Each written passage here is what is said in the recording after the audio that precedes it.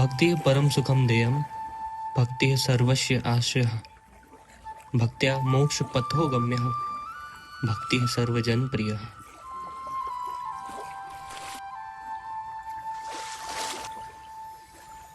हम सभी ने अपने बचपन में रामायण की कहानियाँ तो अपने दादा दादी के मुंह से सुनी ही होंगी।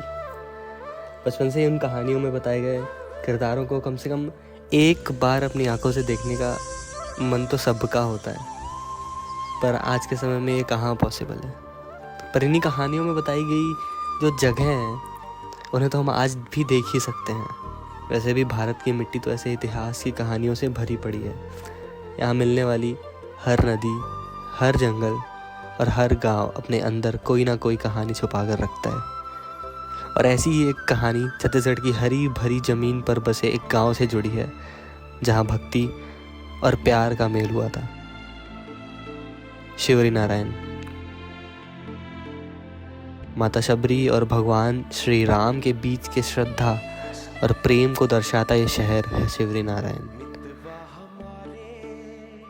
कहने को तो सिर्फ ये एक छोटा सा शहर है, पर इस छोटे से शहर में बसता था ऋषि मतंग का आश्रम, जहाँ माता शबरी रहती थी।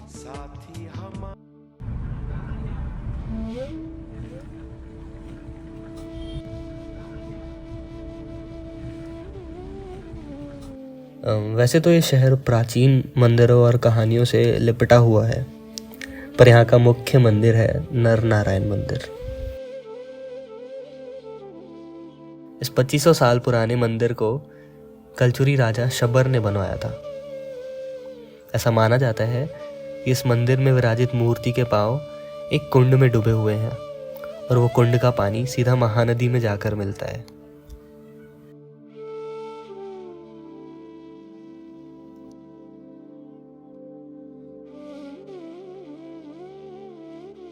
नर नारायण मंदिर के सामने ही एक और विष्णु भगवान का मंदिर है।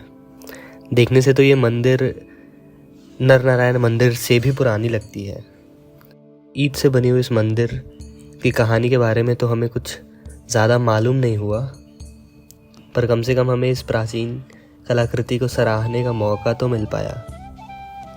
मैंने यहाँ के लोगों से पूछा तो पता चला कि ये मूर्ति अब खंडित हो गई है, पर कोई नहीं, मंदिर तो मंदिर होता है। पास में ही हमें भगवान शंकर का एक और प्राचीन मंदिर दिखा।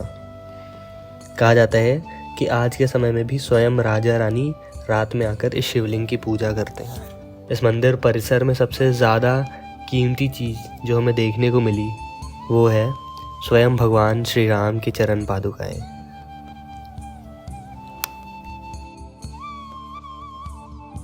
अब जब मंदिर को बने इतना टाइम हो ही गया है, तो जाहिर सी बात है यहाँ सिर्फ एंशिएंट आर्किटेक्चर नहीं होगा।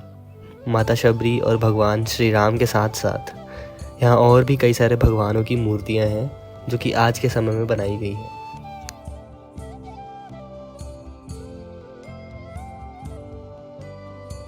माता शबरी और बेर की कहानी तो आप सभी ने सुनी होगी। यहाँ मौजूद पेड़ इस चीज़ का गवाह है कि वो कहानी कोई झूठी कहानी नहीं बल्कि एक सच्चाई है। पेड़ के पत्ते आज भी एक बकेट के शेप में होते हैं। कहा जाता है कि इन्हीं पेड़ के पत्तों में माता शबरी ने अपने जूठे बेर रखकर भगवान श्री राम को परोसे थे। मंदिर के बाहर निकलते ही हमें हमारे सामने दिखा मठ मंदिर। मठ मंदिर के पुजारी ने इस मंदिर के इतिहास के बारे में हमें कुछ यूं बताया। भगवान जगन्नाथ जी यहाँ से पूरी गए हुए हैं। आज भी हम लोग माघ पूर्णिमा के दिन भगवान जगन्नाथ जी शिवरी नारायण धाम में आते हैं और उस दिन भगवान नारायण जी का विशेष पूजा अर्चना भगवान जगन्नाथ जी के स्वरूप में होता है और 15 दिन का छत्तीसगढ़ का सबसे बड़ा धार्मिक मेला यहाँ लगता है। मठ मंदिर किसी आश्रम से कम नहीं है। इसके अंदर एक गौशाला भी है।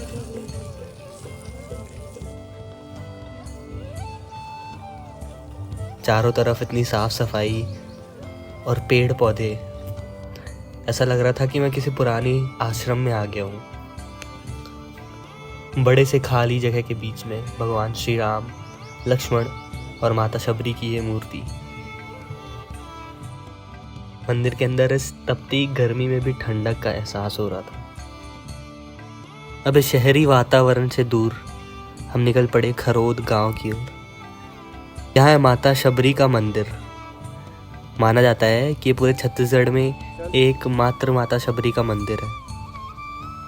इस मंदिर में मौजूद पुरानी मूर्ति और दीवार पर बनाई गई कलाकृतियों ने एक बार फिर हमारा दिल जीत लिया।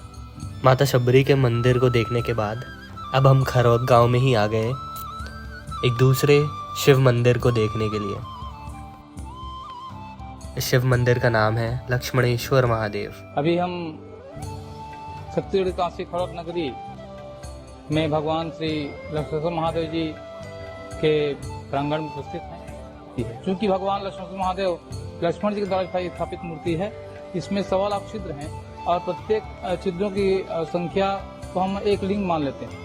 ऐसे करके 1.25 लाख लिंगी है पूरे विश्व में। यदि हम देखें तो ये अद्भुत मूर्ति है ये। और इस मूर्ति में 2 कुंड हैं जो दोनों पातालगामी हैं। दोनों में जल भरा हुआ रहता है, चाहे उसमें जितना डालिए वो भरता नहीं है, जितना निकालिए कभी कम नहीं होता है। अब इन सारे मंदिरों को देखते देखते शाम हो गई थी और हम थोड़े से थक भी गए थे, इसलिए हमने सोचा संगम को देखा जाए। आप सभी बनारस तो गए ही होंगे, पर चलिए अब आपको मैं लेके चलता हूँ छत्तीसगढ़ के काशी में।